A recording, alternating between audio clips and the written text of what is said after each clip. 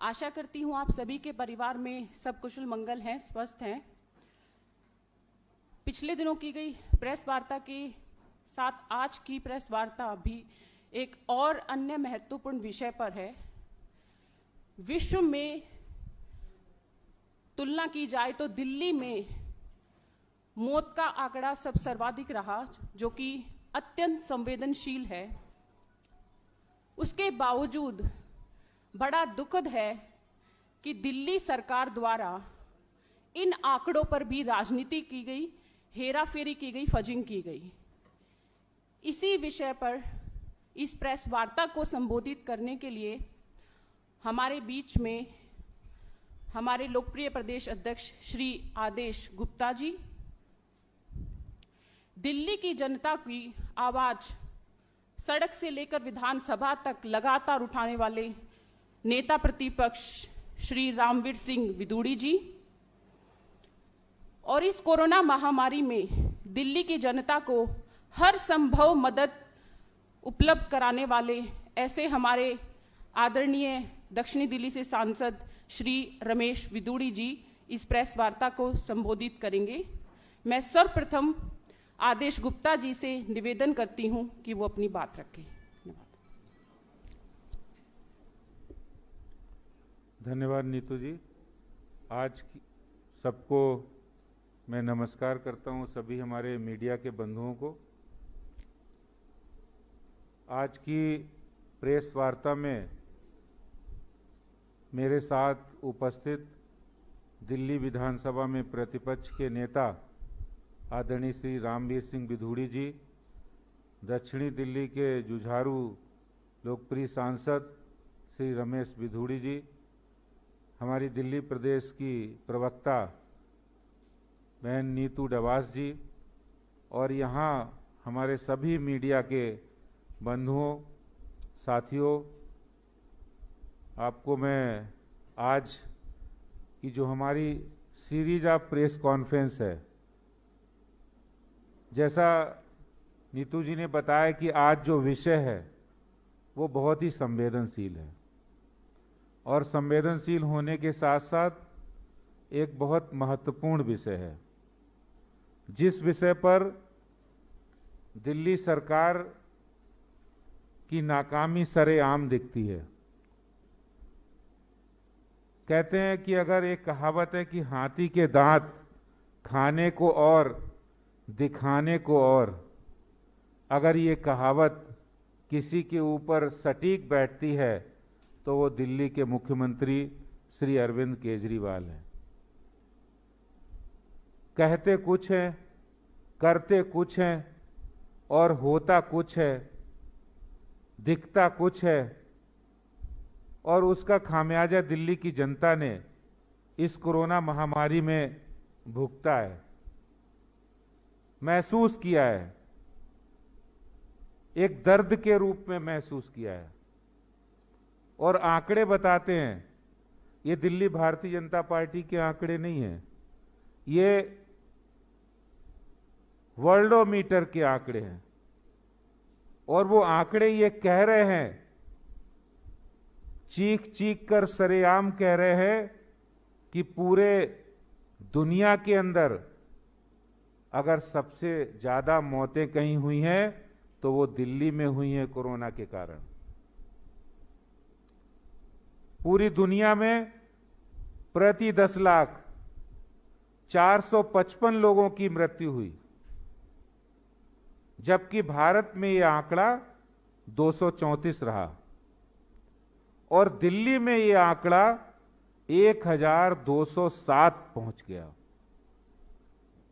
यह वर्ल्डोमीटर का आंकड़ा है। पूरी दुनिया से, दुनिया के अंदर हर देश में जो मौतें हुई उसमें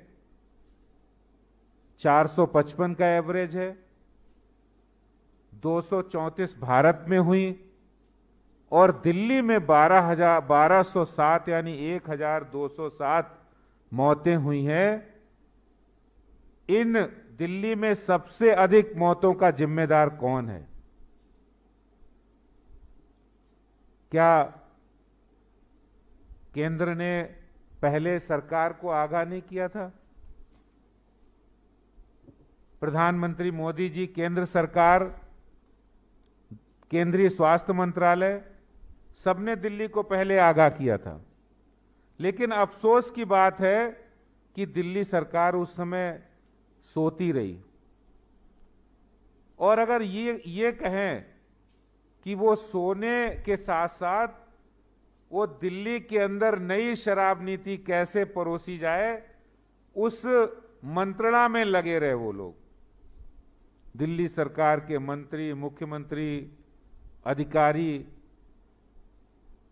दिल्ली के मुख्यमंत्री जी, आपको शर्म आनी चाहिए कि दिल्ली के अंदर सबसे ज्यादा, देश की राजधानी, सबसे ज्यादा मौतें दिल्ली में हुई।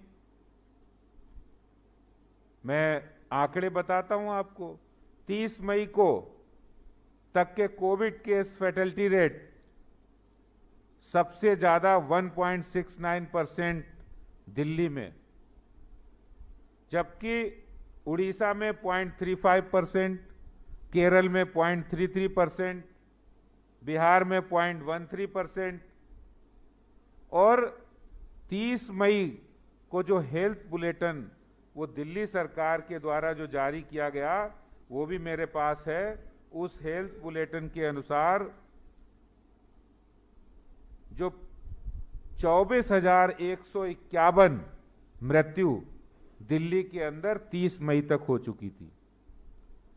और इन सब का अगर कोई कारण देखा जाए तो कारण बिल्कुल स्पष्ट है कि एक और हम देखते हैं कि 50,000 करोड़ से ज्यादा स्वास्थ्य व्यवस्थाओं पर खर्चा दिल्ली सरकार ने किया। उनके आंकड़े बताते हैं, बजट बताते हैं। वहीं दूसरी ओर बीमार और लचर स्वास्थ्य व्यवस्थाएं देखने को मिलती हैं। और इनकी जो, अगर हम ये कहें कि world class health infrastructure, world class स्वास्थ्य व्यवस्थाओं जो ये कहते रहे, उन सब की धज्जियां खुद दिल्ली के अंदर उड़ती रही। मोहल्ला क्लिनिक बंद रहे, लोगों को अस्पताल में बेड नहीं मिले, वेंटिलेटर्स की व्यवस्था नहीं थी, ऑक्सीजन डिस्ट्रीब्यूशन का तंत्र बिल्कुल बिखर गया, कोई उस पर सरकार ने काम नहीं किया। प्राइवेट और सरकारी अस्पतालों के अंदर कामों की निगरानी के लिए कोई समिति भी दिल्ली सरकार ने नहीं बनाई। और जब कोविड पीक पर था तो देखने में आया कि क्वारंटाइन सेंटर बनने चाहिए थे, वो भी समय पर नहीं बने। समय पर लोगों को एम्बुलेंस नहीं मिली। ऑक्सीजन ट्रेन प्लेटफॉर्म पर खड़ी रही दिल्ली सरकार, ऑक्सीजन प्रोक्योर नहीं कर पाए, टैंकरों की व्यवस्था नहीं की, और ऑक्सीजन और मेडिसिन की कालाबाजारी वो रोक नहीं पाए, जिसके कारण से दिल्ली ने तबाही और मौत का मंजर देखा है। और उन सबका अगर कोई दोषी है तो वो दिल्ली सरकार है, दिल्ली के मुख्यमंत्री हैं। दूसरी लहर में लोग इलाज के अभाव में, और हैरानी की बात है कि जिस समय दूसरी लहर में लोग इलाज के अभाव में मर रहे थे, उस समय दिल्ली सरकार ये षड्यंत्र रच रही थी कि किस तरह से अपनी नाकामियों का ठीकरा केंद्र सरकार पर फोड़ा जाए।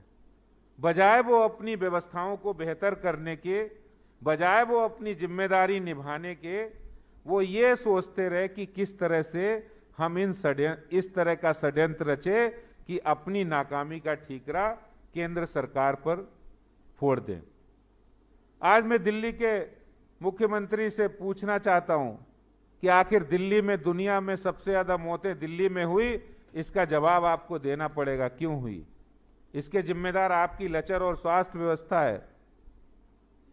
और तो और जो सबसे संवेदनशील मुद्दा होता है कि कम से कम कोई भी आदमी कहता है कि जब अंतिम समय होता है तो सच बोलना चाहिए। लेकिन केजरीवाल सरकार मौत के आंकड़ों में भी वो पूरी राजनीति करते रहे और मौत के आंकड़ों को के साथ छुपन छुपाई का खेल खेलते रहे, छुपाते रहे। मैं आपको अगर आंकड़ा बताऊं तो दिल्ली नगर निगम के मुताबिक अप्रैल के आखिरी सप्ताह के अंदर 700 से ज्यादा प्रतिदिन क्रीमेशन हुए। क्रीमेशन ग्राउंड और कब्रिस्तान की रिपोर्ट्स निगम के आंकड़ों में बताती है, जबकि दिल्ली सरकार ने कभी 450 से ज्यादा की बात नहीं की।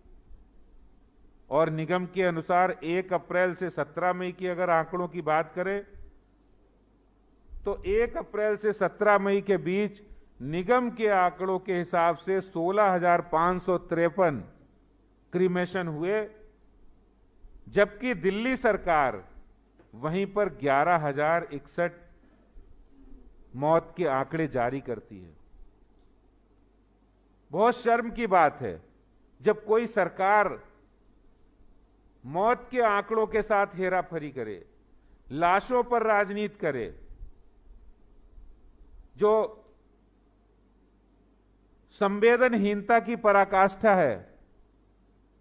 एक दिल्ली के मुख्यमंत्री जिन्होंने अपनी पद की गरिमा को शर्मसार किया है और जिन्होंने दिल्ली वालों के साथ एक धोखा किया है, ऐसे घृणित कार्य करने वाले, ऐसे लाशों की राजनीति करने वाले और ऐसे मृत्यु के आंकड़े झूठ देने वाले दिल्ली के मुख्यमंत्री को दिल्ली की जनता के साथ, दिल्ली की जनता के सामने माफी मांगनी चाहिए।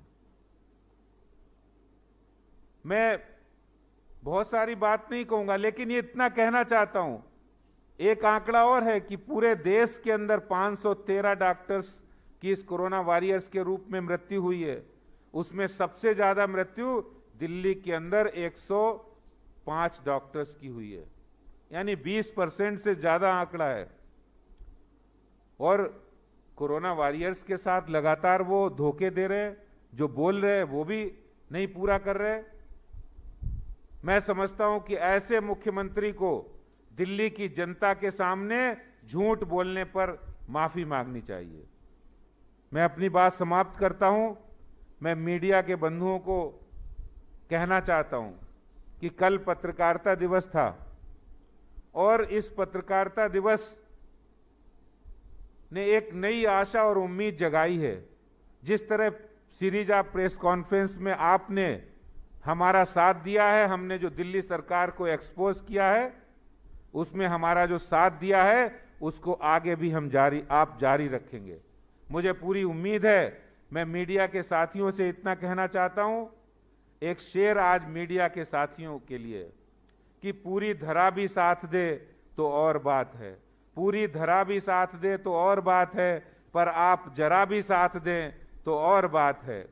और चलने को तो एक पांव से भी चल रहे हैं लोग, पर दूसरा भी साथ दे तो और बात है। मीडिया के साथियों के लिए कहना चाहता हूं कि दूसरा भी साथ दे तो और बात है। बहुत बहुत धन्यवाद। बहुत बहुत धन्यवाद अध्यक्ष जी। अब मैं निवेदन करती हूं रामवीर सिंह बिदूड़ी जी से, वो अपनी बात रखें।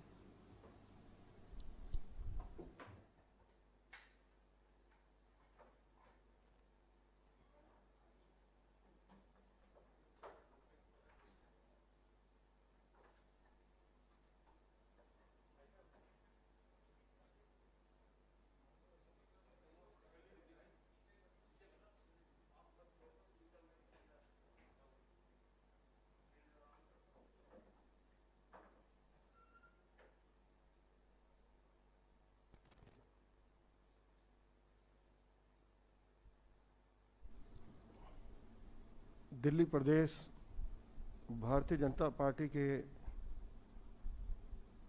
सम्मानित अध्यक्ष आदरणीय श्री आदेश गुप्ता जी, हमारे बहुत ही लोकप्रिय सांसद आदरणीय श्री रमेश बिधूरी जी, दिल्ली प्रदेश भारतीय जनता पार्टी की प्रवक्ता आदरणीय बहन नीतू दबास जी, मीडिया के सभी सम्मानित मित्रों, आदरणीय अध्यक्ष जी ने ठीक ही कहा है कि देश भर में जो डेथ रेट है वो सबसे ज़्यादा है 1.69। और अध्यक्ष जी, यदि हम पूरे हिंदुस्तान में एवरेज डेथ रेट यदि निकालेंगे तो वह 1.27 है। दिल्ली में 104 डॉक्टर्स की कोरोना से मृत्यु हो गई।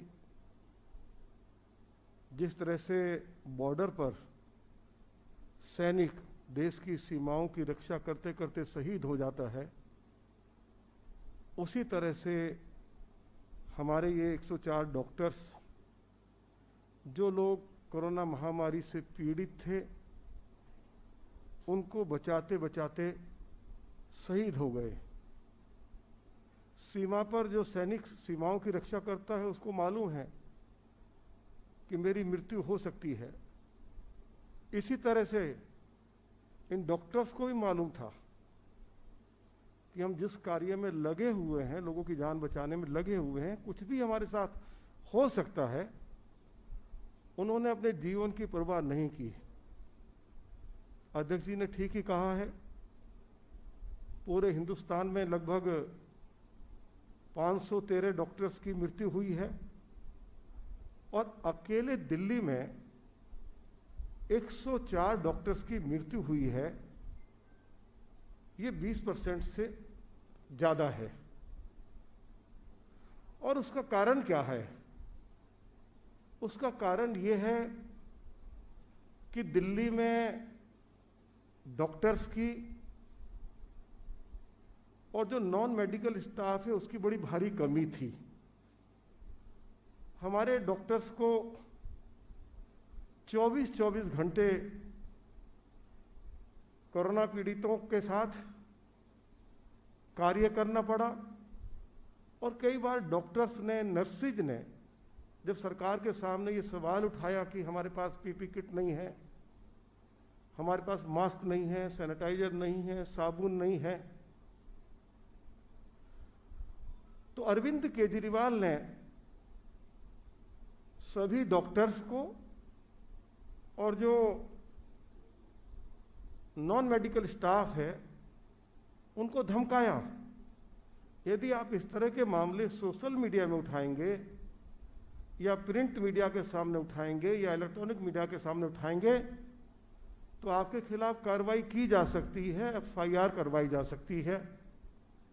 इस तरह का व्यवहार अरविंद केजरीवाल की सरकार का हमारे जो कोरोना योद्धा हैं उनके साथ रहा। दिल्ली के अंदर लगभग 58 पुलिसकर्मी कोरोना से पीड़ित हुए, उनकी मृत्यु हो गई। लगभग 45 सफाई कर्मचारियों की मृत्यु हो गई, 4 नर्सिज की मृत्यु हुई। लगभग 33 ऐसे लोग हैं जो मलेरिया विभाग में काम करते हैं, हॉर्टिकल्चर डिपार्टमेंट में काम करते हैं, उनकी मृत्यु हो गई। 30 प्रोफेसर्स की मृत्यु हो गई। और मैं सरकार के आंकड़े आपको बता रहा हूं कि दिल्ली में 100 प्रिंसिपल्स और टीचर्स की मृत्यु हो गई। इन सभी को अरविंद केजरीवाल ने कोरोना योद्धा घोषित किया। अमित राणा जो पुलिसकर्मी थे वो पूरे दिल्ली में, दिल्ली के सरकारों के हॉस्पिटल के बाहर धक्के खाते रहे कि वो कोरोना से पीड़ित हैं, उनको किसी सरकारी अस्पताल में एडमिशन मिल जाए, नहीं मिल पाया और उनकी मृत्यु हो गई। आज उनकी विधवा दर दर धक्के खा रही है। और अरविंद केजरीवाल ने ये घोषणा की, उनको एश्योर किया कि हम आपको 1 करोड़ रुपया देंगे और सभी कोरोना योद्धाओं के लिए उन्होंने 1-1 करोड़ रुपए देने की घोषणा की। केवल अरविंद केजरीवाल की सरकार आज तक 15 कोरोना योद्धाओं को 1-1 करोड़ रुपया दे पाई है। दिल्ली में लगभग 500 कोरोना योद्धाओं की मृत्यु हुई है और बाकियों को आप 1-1 करोड़ रुपया की जो सम्मान राशि है वह नहीं दे रहे हैं। अरविंद केजरीवाल, आज मैं दिल्ली प्रदेश के अध्यक्ष आदरणीय आदेश गुप्ता जी की उपस्थिति में, श्री रमेश बिधूरी जी की उपस्थिति में, हम लोग अपने अध्यक्ष जी के नेतृत्व में सभी honourable MPs, leader of opposition, जो मुख्यमंत्री ने कोरोना योद्धाओं के लिए 1-1 करोड़ रुपया राशि देने की जो घोषणा की थी, उसको लागू करवाने के लिए हमें कहीं तक भी जाना पड़ेगा। हम जाएंगे और 1-1 कोरोना योद्धा को 1-1 करोड़ रुपया दिलवाएंगे। आज इस बात की हम सौगंध उठाते हैं। ये मैं ऐलान करना चाहता हूं। मजाक बना लिया है, आप घोषणा कर देते हैं और उसके बाद पीछे हट जाते हैं, फिर दुनिया भर में प्रचार करते हैं। 4 लोगों को आपने 1-1 करोड़ रुपए की धनराशि दे दी और फिर प्रचार करते हैं कि हमने सभी कोरोना योद्धाओं को 1-1 करोड़ रुपया दिया है। इसका जवाब अरविंद केजरीवाल आपको देना पड़ेगा। दूसरी बात मैं ये कहना चाहता हूं कि जो लोग कोरोना पीड़ित थे, जिनकी मृत्यु हो गई, अनाथ बच्चे भी हैं, उनके लिए अरविंद केजरीवाल ने 50,000 मुआवजे की घोषणा की है। यह बढ़ाकर 2 लाख रुपया किया जाए। जिस परिवार में कमाने वाले सदस्य की मौत हुई है, उसे सिर्फ 2,500 रुपये देने की बात कही है। हमारी मांग है कि कम से कम 10,000 रुपया हर महीने ऐसे परिवार को दिया जाना चाहिए। और तीसरी बात जो उन्होंने कही है, जो बच्चे अनाथ हो गए हैं उन्हें 25 साल तक की उम्र तक लगभग कोई 2,500 रुपया हर महीने दिया जाएगा। इस राशि को भी बढ़ाकर 10,000 रुपया किया जाए। एक बात मैं और कहना चाहता हूं अध्यक्ष जी आपके माध्यम से, और इस मामले को हमें बहुत मजबूती के साथ दिल्ली के मुख्यमंत्री के साथ उठाना पड़ेगा। उन्होंने ये घोषणा की थी कि यदि दिल्ली सरकार के अस्पतालों में किसी कोरोना पेशेंट का इलाज नहीं हो पा रहा है, एडमिशन नहीं मिल पा रहा है, वे प्राइवेट हॉस्पिटल में जाके अपना इलाज कराएं और इलाज पर जो खर्चा होगा वह दिल्ली सरकार प्राइवेट हॉस्पिटल्स को देगी। मैं ये कहता हूं कि जो लोग मर गए हैं, जिनकी मृत्यु हो गई है, उनकी संख्या लगभग 24,000 से ज्यादा है। अरविंद केजरीवाल, आपको अपनी कमिटमेंट पूरी करनी होगी। जो 24,000 लोग कोरोना महामारी से लड़ते हुए जिनकी मृत्यु हुई है, उन्होंने जो प्राइवेट हॉस्पिटल्स में इलाज के नाम पर जो पैसा दिया है, वह पैसा अरविंद केजरीवाल की सरकार को इनको लौटाना पड़ेगा। ये आज मैं आपके माध्यम से इस बात की जरूर घोषणा करना चाहता हूं। अब 47,000 करोड़ रुपए का दिल्ली सरकार के पास हेल्थ का बजट हो, आप दिल्ली में एक अस्पताल नहीं बना पाए और आप कहते हैं कि दिल्ली में जो हमारी हेल्थ सर्विसेज हैं वो वर्ल्ड क्लास की है। ये आपने जो मोहल्ला क्लिनिक, ये जो डिब्बे खड़े कर दिए, आज बनाते हैं, 2-3 महीने के बाद उनकी इतनी स्थिति खराब हो जाती है कि कोई वहां जाके इलाज कराने के लिए तैयार नहीं है। उसके ऊपर आपने हजारों करोड़ रुपया बर्बाद कर दिया। यही है आपकी जो वर्ल्ड क्लास हेल्थ सिस्टम, यही है क्या? मैं बहुत आभारी हूं देश के प्रधानमंत्री आदरणीय श्री नरेंद्र मोदी जी का कि वो अनाथ बच्चों का जो सहारा बनकर सभी के सामने आए हैं, जिनकी उम्र 18 साल की है। पीएम केयर फंड से हर माह उनको मदद तो मिलेगी। उनके लिए मुफ्त पढ़ाई, 5 लाख का हेल्थ बीमा, 23 साल की जब उनकी उम्र होगी तो उनको 10 लाख रुपया एक मुश्त दिया जाएगा और 10 साल से कम उम्र के बच्चों को नज़दीकी स्कूल में एडमिशन फीस और किताबों का खर्च भी मोदी जी की सरकार जो है वह उठाएगी। और इसके साथ साथ हायर एजुकेशन के लिए लोन और स्कॉलरशिप ब्याज पीएम केयर फंड से दिया जाएगा। देश के प्रधानमंत्री जी ने जो ये घोषणा की है, हम प्रदेश की ओर से उनके प्रति बहुत बहुत आभार व्यक्त करना चाहते हैं। और जो मैंने 2 सवाल अरविंद केजरीवाल के सामने किए हैं कि जिन कोरोना योद्धाओं को अभी तक 1-1 करोड़ रुपया की सम्मान राशि नहीं दी गई है, वह कब तक दी जाएगी। और दूसरा, जो उन्होंने घोषणा की है बहुत कम उन्होंने आर्थिक सहायता देने की बात कही है, उसमें बढ़ोतरी हो।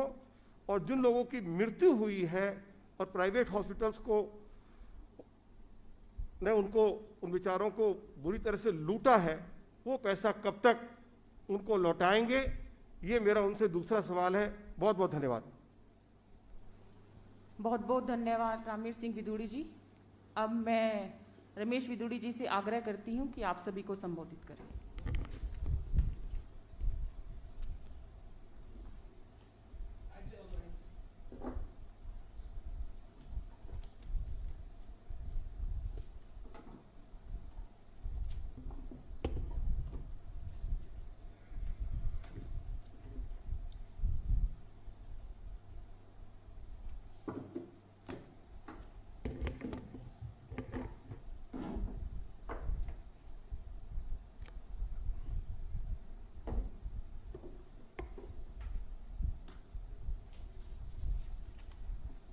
आज की इस प्रेस वार्ता के अंदर उपस्थित पार्टी के प्रदेश के अध्यक्ष माननीय आदेश गुप्ता जी, दिल्ली विधानसभा में प्रतिपक्ष के नेता वरिष्ठ नेता ऐसे श्री रामवीर सिंह विदुड़ी जी, पार्टी दिल्ली प्रदेश की स्पोक्स पर्सन के रूप में काम कर रही नीतू डबास जी, जो दिल्ली विश्वविद्यालय में प्रोफेसर के रूप में बच्चों को शिक्षा देती हैं।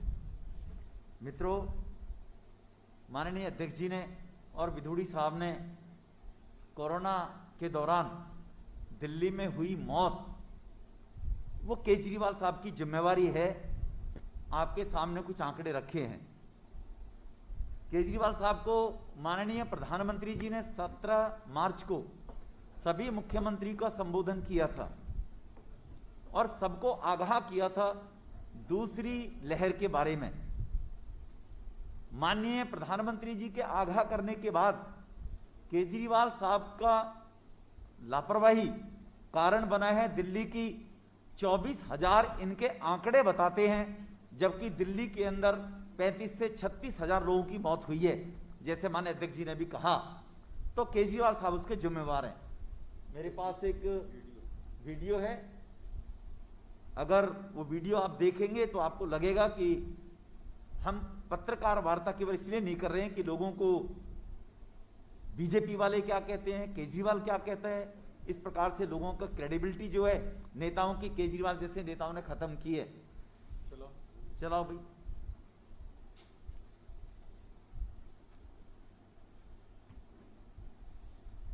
अगर हम इस बढ़ती हुई महामारी को यही नहीं रोकेंगे तो देशव्यापी आउटब्रेक की स्थिति बन सकती है। हमें कोरोना की अगर हम इस बढ़ती हुई महामारी को यही नहीं रोकेंगे तो देशव्यापी आउटब्रेक की स्थिति बन सकती है।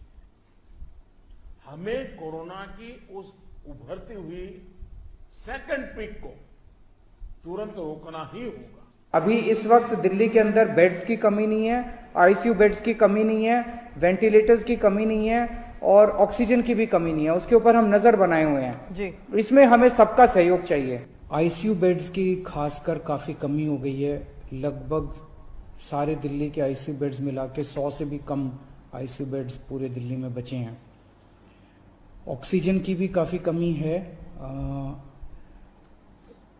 कल रात को एक प्राइवेट हॉस्पिटल ने हमें बताया कि उनके यहाँ काफी ज्यादा कमी हो गई थी, जिसकी वजह से त्रासदी होते होते बची। सारी चीजों को नियंत्रित करने का अधिकार महामारी के समय में राज्य सरकार के पास होता है। महामारी के समय में, किसी भी आपदा के समय में होटल लेने का, बैंक्वेट लेने का, उसको हॉस्पिटल में कन्वर्ट करने का, सरकारी हॉस्पिटल हो, प्राइवेट नर्सिंग होम हो, उनके अंदर आदेश जारी करके उनके बेड्स अपने अधीन लेने का सारा अधिकार राज्य सरकार के पास होता है। और जैसा आपने कहा, अनाप शनाप जो पैसा वसूला जा रहा है कोरोना के मरीजों की मजबूरी का फायदा उठाकर, उसको भी कंट्रोल करने का अधिकार राज्य सरकार के पास है। मित्रों, ये हम नहीं कह रहे हैं, 13 अप्रैल का स्टेटमेंट केजरीवाल साहब का है। संजय सिंह आम आदमी पार्टी के सांसद हैं। 17 अप्रैल को वो किस प्रकार से चूहे जैसी शकल बनाकर गिड़गिड़ा रहे हैं मुख्यमंत्री जी। कंट्राडिक्शन देखिए, 17 मार्च को प्रधानमंत्री जी ने ये आगाह कर दिया था। ये मेरे पास economic survey of Delhi government के हैं, ये आदेश जी के आंकड़े नहीं है, भारतीय जनता पार्टी दिल्ली प्रदेश के नहीं है। ये इकोनॉमिक सर्वे है दिल्ली सरकार का 23 मई का, कि दिल्ली में डेथ रेट 23 मार्च को तक सबसे ज्यादा 2.54 आ रहे हैं।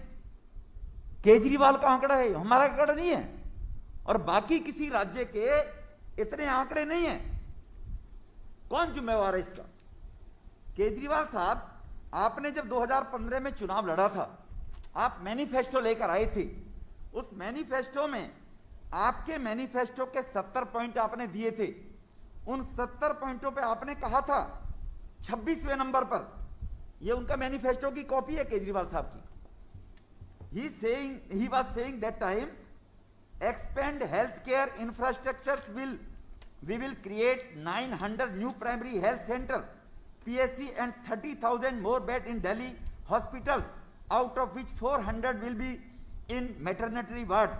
We will ensure that Delhi conform to the international norms of the 5 bed for every 1,000 people. WHO की गाइडलाइंस के अनुसार हम हर 1000 व्यक्ति पर 5 बेड की व्यवस्था करेंगे। ये महानुभाव ने बोला था। वो मैं आंकड़े दूंगा आपको कि जो इन्होंने कहा 5 बेड की व्यवस्था करेंगे हर 1000 आदमी के ऊपर, वो आंकड़े भी दूंगा मैं बाद में।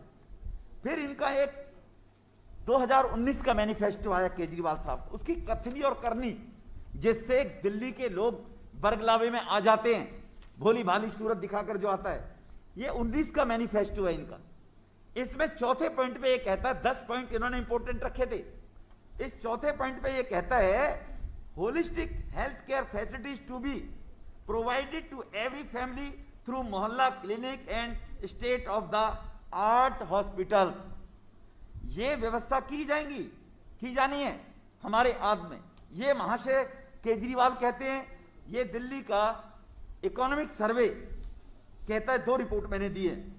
अब मैं आता हूं केजरीवाल साहब, आप जो कहते थे कि हम लोग दिल्ली के अंदर हेल्थ की व्यवस्था सुधारेंगे, जो आपने 19 के मैनिफेस्टो में कहा, उसमें आपके जो हॉस्पिटल्स थे, the economic survey of Delhi 2021, Delhi के अंदर 2014 में हॉस्पिटल चल रहे थे 95, 2019 में हॉस्पिटल रह गए 88।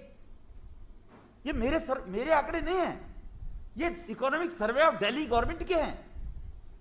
उसके बाद ये महाशय जी कहते हैं, केजरीवाल साहब, नेक्स्ट पॉइंट पे मैं आता हूं कि इन्होंने कहा था beds in medical institute and bed population ratio in Delhi, जो मैंने पहले कहा भी आपको, मैनिफेस्टो में कहा हर 1000 आदमी पे मैं 5 बेड दूंगा।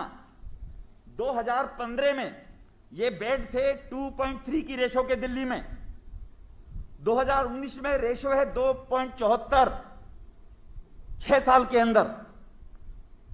ये केजरीवाल साहब का इंफ्रास्ट्रक्चर थे, जिसने कहा था कि मैं दिल्ली के अंदर बहुत अच्छी मेडिकल फैसिलिटी लोगों को दूंगा। विधूड़ी साहब ने जैसे कहा, उन्होंने कहा था कि अगर कोई व्यक्ति प्राइवेट अस्पताल में इलाज कराएगा, मैं उसकी पेमेंट करूंगा। ये केजरीवाल ने कहा था, हमने नहीं कहा, ये उन्होंने कहा था। List of hospital which are under construction. शर्म की बात है अध्यक्ष जी ने कहा था ऐसे व्यक्ति को शर्म आनी चाहिए। ये 600 बेड का हॉस्पिटल अंबेडकर नगर में बनना था, इसकी कंस्ट्रक्शन शुरू हुई थी 13-14 में। That time he was not the power in Delhi, राष्ट्रपति शासन था। वो अंबेडकर हॉस्पिटल एनबीसीसी के द्वारा बनाया गया, सेंट्रल गवर्नमेंट की एजेंसी के द्वारा, राष्ट्रपति शासन था। जेटली साहब ने बजट में जब बजट पेश किया था दिल्ली सरकार का राष्ट्रपति शासन में, तब उस प्रोविजन में उस हॉस्पिटल को पास किया, जो हॉस्पिटल अंबेडकर में एक मतलब वो भी एनबीसीसी ने बनाया। अगर पीडब्ल्यूडी बना रही होती तो शायद वो भी तैयार नहीं होता। दूसरा हॉस्पिटल 1725 बेड का, इसकी भी स्टार्टिंग हुई 27/6/2014। Original plan of 700 bedded hospital, date of start 27 August 2014। Total cost 566 crore. Indira Gandhi hospital medical college, जिसमें कोर्ट की लतार लगने के बाद एक के बाद एक इनके वकील को लतार लगी, चीफ सेक्रेटरी को लतार लगी। अभी 5 दिन पहले वो केवल 100-150 बेड का प्रारंभ हुआ है। 5 दिन पहले जो हॉस्पिटल प्रारंभ हुआ था 2014 में, क्या केजरीवाल साहब आप 6 साल तक करते रहे? ये दिल्ली के लोग आपसे जवाब चाहते हैं इस बात के लिए। तीसरा hospital 768 bed hospital eight Burari, 7/2/2013। Earlier plan of 200 bedded hospital, construction started 7 फरवरी 2013। आपका क्या योगदान है? आज भी वो हॉस्पिटल अंडर कंस्ट्रक्शन है 6 साल के बाद भी। पूछना चाहता हूं केजरीवाल साहब, जिस कोठी में आप बंगले में रह रहे हैं, वो बंगला कितने दिन में तैयार हो गया था? बताएं कितने दिन में तैयार हो गया था केजरीवाल साहब? और ये गरीबों के लिए हॉस्पिटल क्यों नहीं तैयार की गई थी? Who is the responsible of this? इसके बाद ये कहते हैं programme projects expenditure under medical and public health sector in government of Delhi. मित्रों, केजरीवाल साहब का जो बजट है, बजट के अनुसार जो एक्सपेंडिचर की जो रेशो है, जो आदमी कहता था मैं हर 1000 व्यक्ति के ऊपर 5 बेड बनाऊंगा, कितना बड़ा धोखा किया उसने दिल्ली के लोगों के साथ। जो 2011-12 के अंदर 12.11% पैसा बजट का खर्च होता था हेल्थ इंफ्रास्ट्रक्चर के ऊपर। इकोनॉमिक सर्वे ऑफ दिल्ली 2020 2019-20 में केजरीवाल साहब करते हैं खर्च 11.64। दिल्ली सरकार का बजट कहां चला गया? कहां गया? जो जीएसटी के कारण 20,000 करोड़ रुपया आपका बजट बढ़ गया था केवल प्रचार करने के लिए, केवल मोहल्ला क्लिनिक में एडवर्टाइजमेंट के अड्डे बनाने के लिए। जवाब मांगती है दिल्ली आपसे इस बात के लिए, जवाब आपको देना होगा। यह रिपोर्ट आपकी है केजरीवाल साहब, हमारी रिपोर्ट नहीं है। इसके बाद जैसे मैंने पहले कहा, ये महाशय जी कहते थे हम इंफ्रास्ट्रक्चर के ऊपर सबसे ज्यादा खर्च करेंगे। जैसे मैंने पहले कहा कि दिल्ली का टोटल बजट 39,000 करोड़ हुआ करता था शीला जी के जमाने में 2013-14 में, जो बढ़कर आज 69,000 करोड़ है। ये 69,000 करोड़ का बजट इनके फाइनेंस मिनिस्टर ये पेश कर रहे हैं। Deputy chief minister so and so 50 crore has been vaccination, sorry, ये इनका बजट है। Also read Delhi government present 69 crore budget for financial year 2021। 39,000 crore से 69,000 करोड़ आपका फंड हो जाता है, और फंड होने के बाद आपका हेल्थ सेक्टर के ऊपर लगाने का जो पैसा है आपकी टोटल जीडीपी का, जो 2011 में 90% खर्च हो रहा था, आप उसको 2019-20 में 0.88% पे ले आते हैं, उसको और 2% कम खर्च करते हैं। तो दिल्ली के लोग मरेंगे नहीं तो कहां जाएंगे? दिल्ली की पॉपुलेशन हर साल 5 लाख इंक्रीज होती है। ये एजेंसियों के सर्वे हैं। कुछ दिल्ली में न्यू बॉर्न बेबी होते हैं, तो दिल्ली से कुछ बाहर के लोग आकर रोजी रोटी की तलाश में राजधानी में आते हैं। 5 लाख हर साल पॉपुलेशन दिल्ली की इंक्रीज हो गई।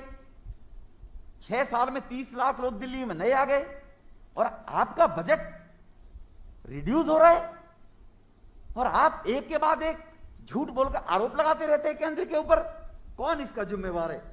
इसका जवाब आपसे भारतीय जनता पार्टी दिल्ली के 2.25 करोड़ लोगों की तरफ से मांगना चाहती है। मित्रों, इस इस बात को आधार को लेकर क्या एक क्रिमिनल ऑफेंस नहीं है? क्या केजरीवाल तूने दिल्ली के लोगों की वोट लेकर झूठे वायदे करके उनको, अगर मैं किसी से या कोई और किसी से झूठा नाम लेकर बैंक से लोन ले लेता है तो बैंक के पैसे ना चुका है तो क्या होता है उसके लिए? उसके खिलाफ एफआईआर दर्ज होती है। तो क्यों ना दिल्ली सरकार के मुखिया केजरीवाल के खिलाफ एफआईआर दर्ज होनी चाहिए क्रिमिनल ऑफेंसेस के अंडर कि दिल्ली में अगर 35,000 लोग मरे हैं तो वो केजरीवाल के कारण मरे हैं कि दिल्ली के लोगों ने केजरीवाल के ऊपर भरोसा किया और उन लोगों ने उनके भरोसे को तोड़ा और उसके भरोसे को तोड़ने के कारण बहुत से परिजनों ने अपने परिवार के लोगों को खोया। एफआईआर उनके खिलाफ दर्ज होनी चाहिए। मैं पूछना चाहता हूं, जो विदुड़ी साहब ने कहा कि केजरीवाल साहब जब आपने कहा था हम सबको कंपनसेशन देंगे, 1 करोड़ रुपया हम कोरोना वॉरियर्स को देंगे, वो आप दे नहीं रहे हैं, बजट में पैसा खर्च कर नहीं रहे हैं, तो आप दिल्ली को कहां ले जाना चाहते हैं? ये आपके माध्यम से मैं दिल्ली के मुखिया, दिल्ली के मालिक केजरीवाल साहब से मांग करता हूं इस बात के लिए कि प्रदेश अध्यक्ष जी से भी मैं निवेदन करूंगा कि कहीं ना कहीं दिल्ली के लोगों को जाना चाहिए और उसके खिलाफ एफआईआर दर्ज करानी चाहिए। उस व्यक्ति को इस बात के लिए सजा होनी चाहिए केजरीवाल को, जिसके कारण प्रधानमंत्री के आगाह करने के बावजूद भी केजरीवाल ने उन बातों को फॉलो नहीं किया और दिल्ली के अंदर महामारी के असर के कारण से दिल्ली के लोगों ने अपने 24 से 35,000 परिवारजनों को खोया है। बहुत बहुत धन्यवाद।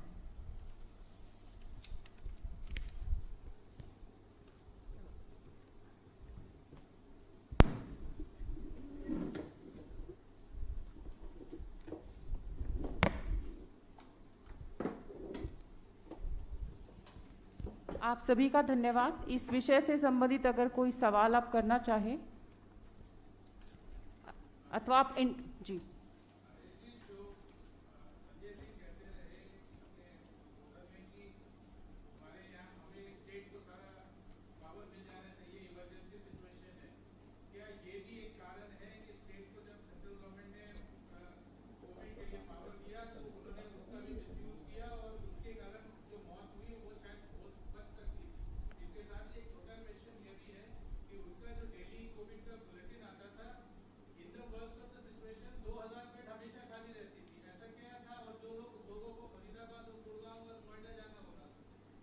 देखिए, पहले सवाल का उत्तर ये कि दिल्ली जो स्वास्थ्य है पूरी तरह स्टेट सब्जेक्ट है, ट्रांसफर सब्जेक्ट है और उसमें किसी का भी 1% का भी लेना देना नहीं है, ना केंद्र सरकार का ना किसी का।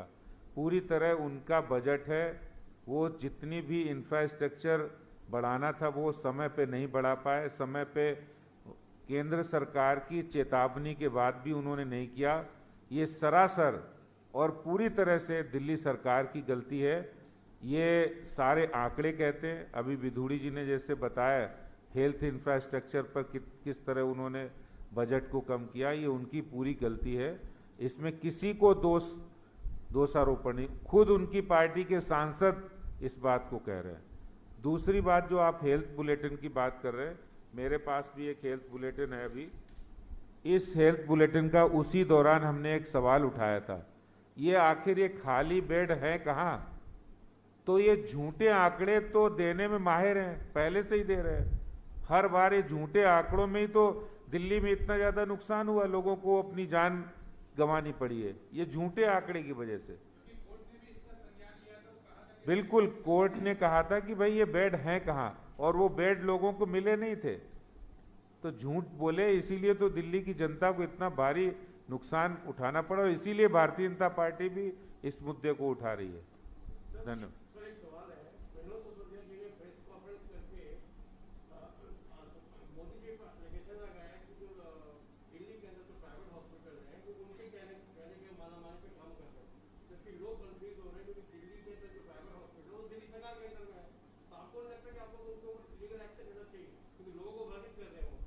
देखिए, हमने तो कह दिया है कि ये जो आपराधिक लापरवाही की है, इसके लिए दिल्ली के मुख्यमंत्री के खिलाफ एफआईआर होनी चाहिए, क्योंकि ये क्रिमिनल नेग्लिजेंसी है। वो अब बहाने कुछ ही बनाए, प्राइवेट हॉस्पिटल हो या सरकारी अस्पताल हो, आपदा के समय वो सब मुख्यमंत्री के अंडर में आते हैं। जल्दी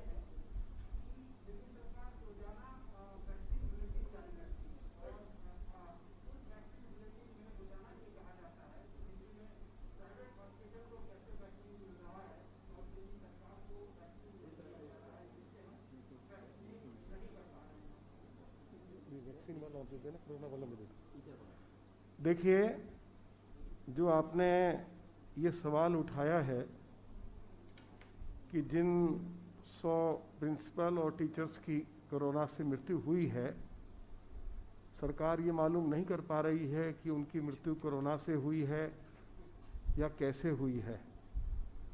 मैं आपको दिल्ली सरकार को ऑफिशियल स्टेटमेंट बता रहा हूँ।